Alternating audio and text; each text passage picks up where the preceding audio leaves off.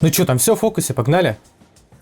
Всем привет, друзья! Это громкие новости на канале Loud Sound, и после длительного отсутствия мы вернулись. Сколько нас не было? Месяц? 2, да ну. Пока мы отсутствовали по моей болезни, автозвуковая жизнь не стояла на месте. За эти 2 месяца произошло действительно много интересного. Открыт второй магазин Loud Sound в Саратове, а Z13 подтвердили титул самых громких, поставив мировой рекорд на стене волкодава. Рустам Касимов выпустил второй зверь-проект Бронефорд 16 сабами Edge. Ну и Витя снова беспределит, теперь уже не один. 415 база, ответьте. Мусора! 415, почему не отвечаете, база, ответьте.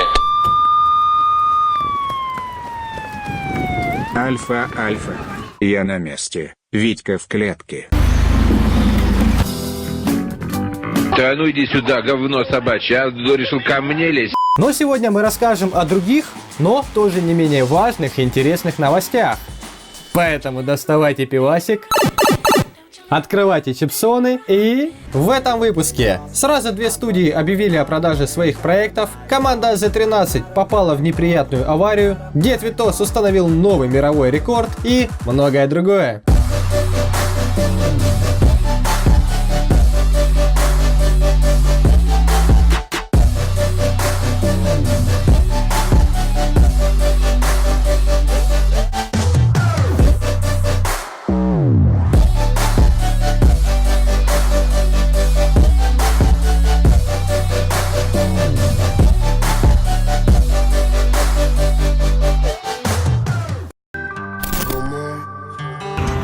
Чувак, тут что-то происходит.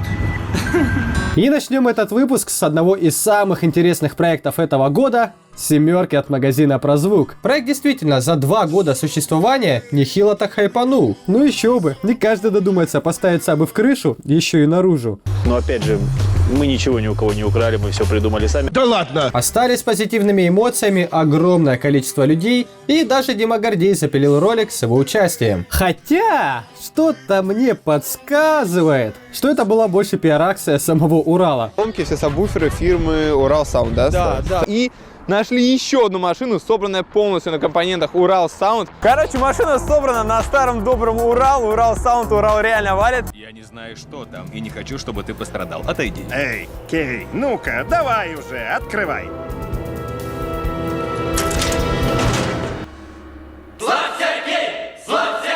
О, великий и славный народ камеры C18.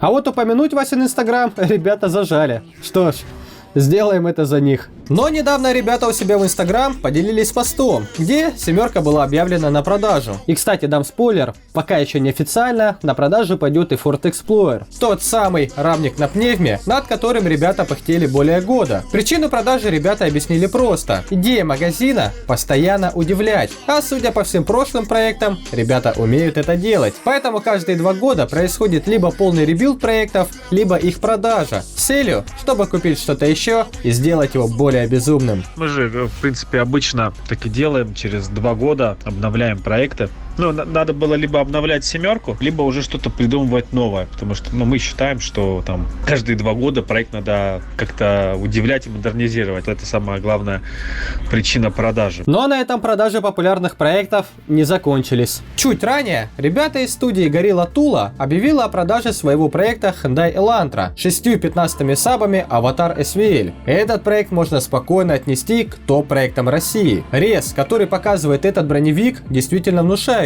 Обещает быть очень таким замечательным. 164 плюс, почти 165, ребята за 166 хотят уйти. Броневиком я его назвал неспроста. В салоне автомобиля родного вы найдете разве что руль и селектор передач. Все. Ну, то есть, это, знаете, такой повседневный броневик. Остальное переварено и усилено напрочь. Один подприз чего только стоит. А здесь тоже, да, сварен каркас и сверху фанера. Каркас, ферма, там, усиление. Показать мощный рез? Да, пожалуйста. Кайф, много ветра? Вообще без проблем. Витя, подтверди. Отвечаю, Вася, в натуре. Причиной продажи Элантры стала продажа гаража, который снимал Рома, владелец проекта. Поэтому, кому приглянулся проект или железо с него, мы оставим ссылки в описании. Реально тачка на стиле, все сделано для максимальной жесткости. Не так давно команда Z13 оказалась в неприятной ситуации. попав в сильнейшее ДТП.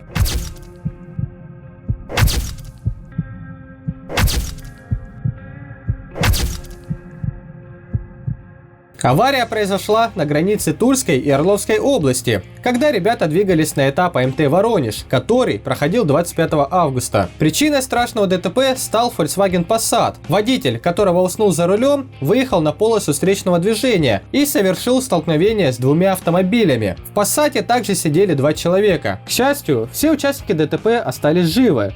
Что не скажешь про автомобили. Passat от мощного удара лишился передней части кузова. Tiguan вынесла на обочину и тоже прощай капот. У Нивы Z13 при ударе вылетел короб через крышку багажника, вырвало задние колеса и пострадал кузов. Тренаха и робот пострадало меньше. Поэтому все проекты команды Z13 мы еще увидим на финалах в различных форматах. Правда, по понятным причинам, кроме Нивы, ребята за пару дней собрали красную 8, которая уже благополучно посещает этапы и показывает результаты. Но это, к сожалению, не единственный проект, который, возможно, мы не увидим на финале. Денис Лачкач в личной страничке у себя Instagram выложил пост со словами, что проекту Лачкач пришел конец.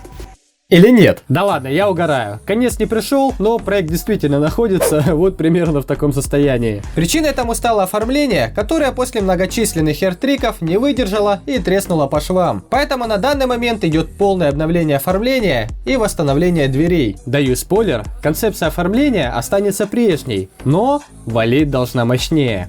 Успеют ли ребята выкатить Лачкач к финалам? Нам пока неизвестно. А вы, скорее всего, и так это уже все знаете, потому что на момент просмотра этого ролика мероприятие в Ростове-на-Дону состоялось. Пишите в комментариях, понравилось ли это мероприятие в целом и Лачкач в частности. Также напишите, что интересного видели именно вы. И напишите обязательно, была ли тренаха. Лично мне прям очень интересно. Проекты от подписчика.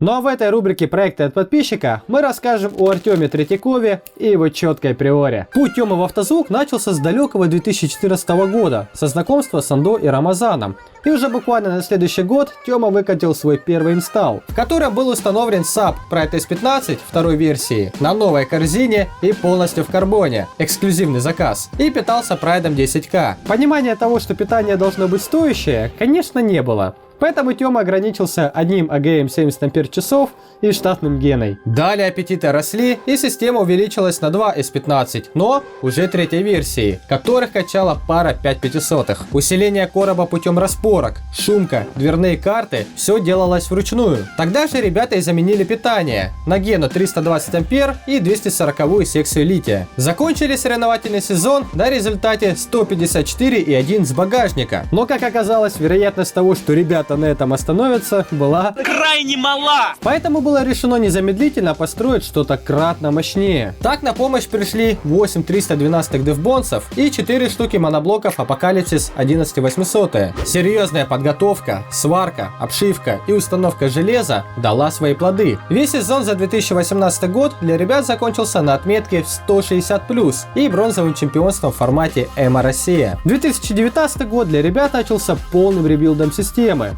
Увеличено питание, под капотом расположилось теперь 2 генератора 312 Ампер и 8 секций лития-титаната с суммарной емкостью 320 Ампер. По железу на смену дефбонсам пришли 4 пятнахи Pride ST, которых качают 4 Pride Apollo. Конечно, пришлось переварить все оформление, и не зря, ведь теперь рез составляет 162,8 дБ, дав ребятам 3 первых места на этапах Раска, бронзовое чемпионство в финале Раска и вице-чемпионство в БТЛ. Всем доброго времени суток. Вот наконец-то пришел мой заказ от магазина Loud Sound. Это свершилось! Побит очередной рекорд по дальности доставки аудиотехники из нашего магазина. Это еще раз доказывает, что наши люди есть везде. До этого самый дальний заказ был отправлен в город Анадырь, административный центр Чукотского автономного округа. Расстояние от острова до Анадыри более 7000 километров, а если быть точнее, то 7035 километров. Но доставка на остров Итуруп бьет все рекорды. Как вы видите на карте, он находится в Сахалинской области, неподалеку от Японии. Были вопросы по пропуску товара на самолет, были вопросы по срокам доставки, были вопросы по стоимости, но все закончилось благополучно. Чтобы достичь заветной цели, посылка преодолела более 7500 километров, на это ушло 1,5 месяца. Это, извините меня, это не центр России, это другая география, именно Сахалинская область, остров Итуруп. Кстати, по стоимости. Как вы понимаете, отправка заказа на такое расстояние – дорогое удовольствие. Поэтому Саша снова возвращается. Саша тяжело. Саня пошел навстречу и сделал хорошую скидку на доставку. Александру и магазину огромный респект и уважуха. А тебе отдельное спасибо за то, что занимаешься автозвуком там, куда не идут пароходы и не едут поезда. И, пожалуй, самым громким событием этого выпуска, громким в прямом смысле слова, стал мировой рекорд Деда Витоса. Рекорд был зафиксирован на финале БТЛ, в рамках которого проходил формат МТМ Бразилия. В борьбе за чемпионство Деду пришлось состязаться со знаменитым волкодавом в классе Анлим 12 вольт. Первый замер у Деда встал на цифрах 153 дБ, чем Деда вполне устраивал. Команда Z13 попросила перезамер, такое в правилах допускается, и показала рез на 1 дБ меньше, 152 дБ. Но ребятам показалось, что во время первого замера Деда машина касалась земли, что в правилах запрещено. Поэтому Деду пришлось выстрелить второй раз, теперь уже на всю шишку, показав результат на 1,5 дБ больше прошлого, 154,5 дБ, тем самым установив новый мировой рекорд. Мои поздравления Деду и ждем в следующем году новые цифры и новые рекорды. Ну а на этом наши полномочия все. В следующем выпуске подведем итоги финалов, расскажем о уже строящихся проектах. Узнаете что-нибудь новенькое и качественно проведете время. Поэтому не забывайте ставить лайки, делитесь этим роликом со своими друзьями. А я говорю, всем пока. Говорите громко.